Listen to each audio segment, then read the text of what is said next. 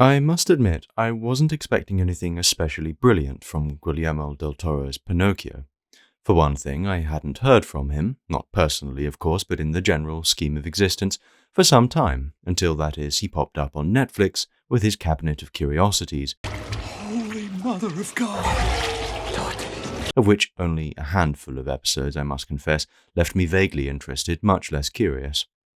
So when I heard that he was trying his hand at stop motion, and trying it, moreover, on a real boy, I'm a real boy! I was skeptical, to say the least. It smacked of a director who, after Pan's Labyrinth, was losing his relevance. A director scrambling to emulate his past successes and the success perhaps of Wes Anderson's Isle of Dogs. That, though, was original. Pinocchio, so far from original, had been done to death. The last time I was exposed to this mythological arboreal adolescent, whose nose grows about as readily as a teenage boy's phallus at a house party, was when I too was a boy. It was The Adventures of Pinocchio, 1996, directed by Steve Barron. In retrospect, this was a deeply disturbing film, full of disconcerting visuals and hideous transformations. Of course, it didn't do me any harm. You are just over the line of mental retardation. But while I loved it at the time, I did watch it several hundred times and emerged into adulthood with more than my fill of this particular Italian folktale. So I wasn't well disposed to the news that the Spanish were going to be trying their hand at it too. How wrong I was. I have a kind of personal litmus test for whether a movie is worth watching. It's called Father, short for fat, asthmatic, tetchy, erratic, and always and invariably right. When, therefore, I received a phone call from Father telling me to get my skinny, good-for-nothing posterior to the couch, switch on Netflix, and watch Guillermo del Toro's Pinocchio with immediate effect, I did just that. And I can faithfully report that the Spanish do it better than the Italians. Speaking of whom, the Italian origins of the tale of Pinocchio are at the same time the source of del Toro's genius in his own rendition.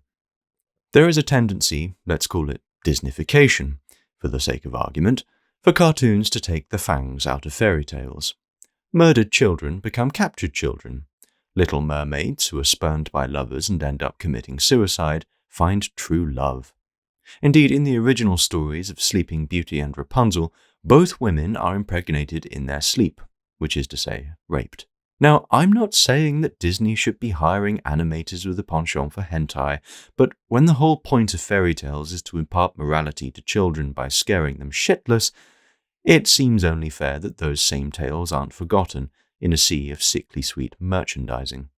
As it happens, the original Pinocchio, written in 1882 by Carlo Collodi, is a very dark book.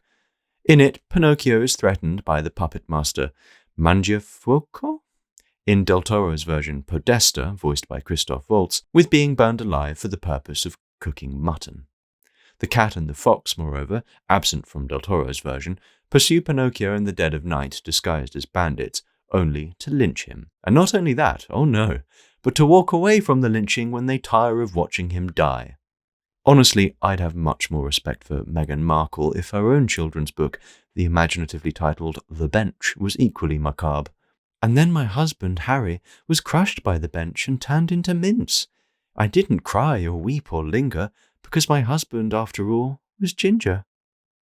Anyway, while Del Toro leaves out the very worst bits, he still keeps in some pretty bad bits, such as when Pinocchio is run over by a car in front of Geppetto. Indeed, Pinocchio dies with some frequency, and every time he does, he wakes up in the company of several black rabbits.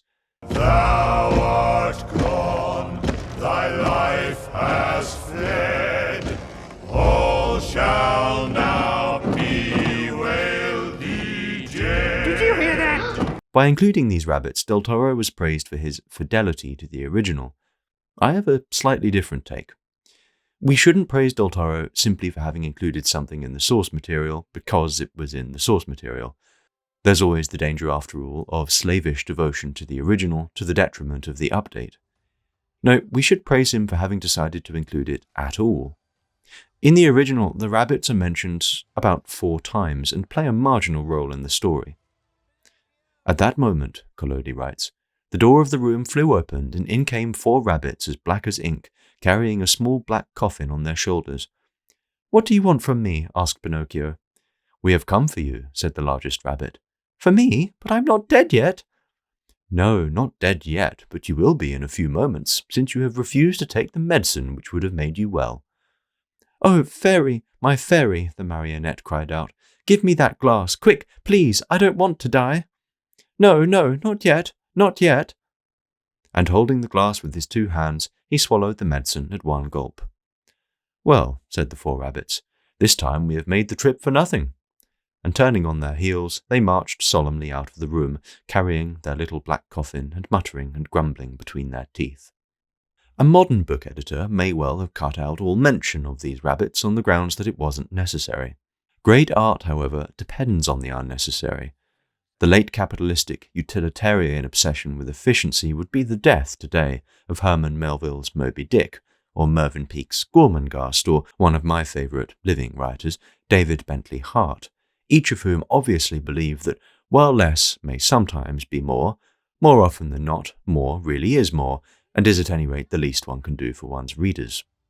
In that sense, the Del Toro touch is demonstrated by his having taken fairly incidental material and amplified it, giving it a starring role in the final product. Here, the rabbits do not merely make an appearance.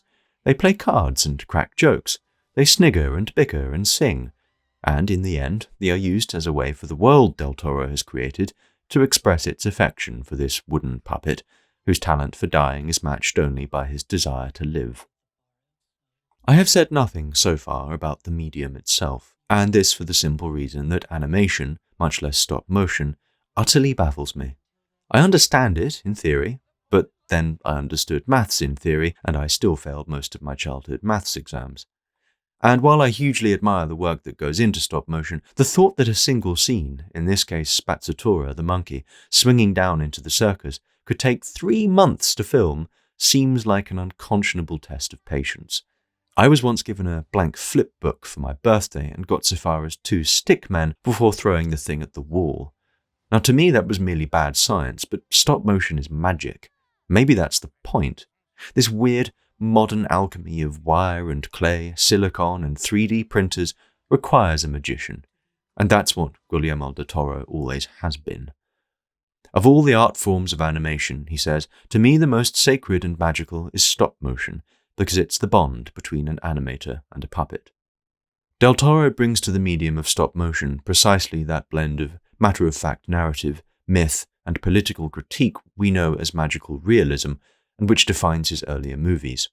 Politics in particular, both Pan's Labyrinth and The Devil's Backbone deal with the Spanish Civil War. Hellboy features a Nazi, and Pinocchio features Mussolini. This last fact could easily be dismissed as a director's attempt to capitalize on the present, for there can be no doubt, after all, that the far right, and yes, the far left, is ascendant in large parts of the world. But in his own words, fascism is concerned with a father figure of some kind, and the desire to deliver ourselves to a father. Del Toro is right. It is, then, the perfect backdrop to Pinocchio, whose entire character arc is defined by his relationship, now close, now distant, now reconciled, to his father Geppetto.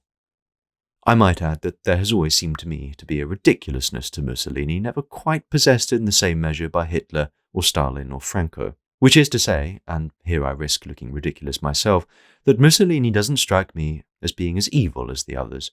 Bad, yes, very bad, but Mussolini's dwarfish stature, parodied mercilessly in Pinocchio, and his hysterical speeches and his jutting chin conspire to produce a figure as much of comedy as of tragedy. At least that's what Del Toro seems to have enjoyed conveying. But now, ladies and gentlemen, boys, real boys and girls, I have outstayed my welcome.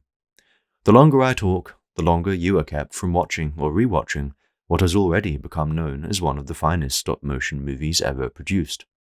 I could have said more. I would love to say more about the excellent casting decisions, about the fact that infinitely more justice was done to Ewan McGregor as a cricket by Del Toro than as Obi-Wan by Disney. Wait a minute, how did this happen? We're smarter than this.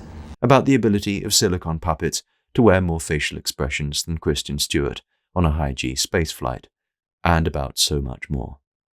But that would be spoiling it.